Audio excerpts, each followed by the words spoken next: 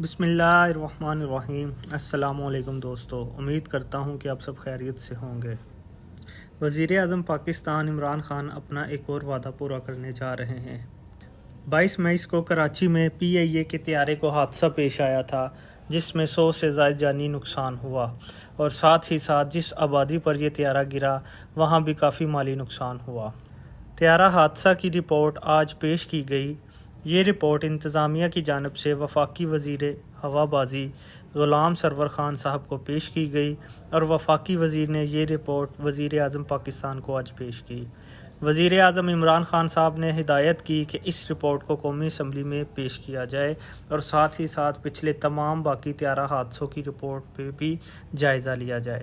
اس report میں ابتدائی طور پر ذمہ داری کا تعین کر دیا گیا ہے، جس میں پاکستان ایئر لائن اور سول ایویشن کے ادارے دونوں کو برابر کا ذمہ دار ٹھہرایا گیا ہے، اور ساتھ ہی رپورٹ میں یہ بھی بتایا گیا ہے کہ حادثوں کی روک تھام کے لیے پاکستان ایئر لائن اور سول ایویشن کا جو طریقہ ہے اس سے ناکام قرار دیا گیا ہے، اور یہ بھی بتایا گیا ہے کہ تکنیکی خرابی کے شواہد نہیں ملے۔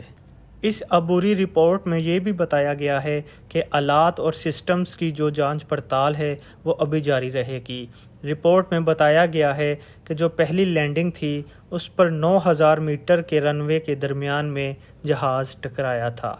پھر رپورٹ میں یہ بتایا گیا کہ جہاز کی پہلی لینڈنگ کے بعد جہاز پہلے دائیں پھر بائیں اور پھر انجن کی جانب سے ٹکرایا، پھر جہاز کو دوبارہ اڑانا ہی نہیں چاہیے تھا، جبکہ جہاز دوبارہ 17 منٹ تک اڑتا رہا، اور اس کے دوران جہاز کے دونوں انجن فیل ہو گئے تھے۔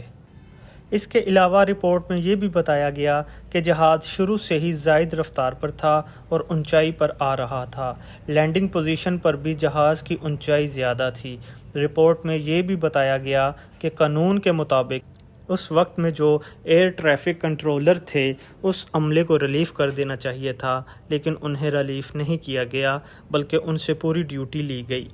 اور یہ سول ایویشن کی ایک بڑی بد انتظامی ہے۔ ٹیکنیکل لوگوں سے جب اس بارے میں پوچھا گیا تو ان کا کہنا تھا کہ جب کوئی ایسا حادثہ پیش آئے تو عملہ ذہنی اذیت کا شکار ہو جاتا ہے، اور پھر اس حالات میں وہ ڈیوٹی ٹھیک سے سر انجام نہیں دے پاتے، اور وہ ذہنی دباؤ کا شکار ہو جاتے ہیں، اور دوسرا یہ کہ وہ شواہد کو بھی ٹیمپر کر سکتے ہیں۔ لیکن اس ساری چیزوں کو نظر انداز کرتے ہوئے سول ایویشن اتھارٹی نے بجائے ان کو ڈیوٹی سے ریلیف کرنے کے ان کی ڈیوٹی کو پورا ہونے دیا۔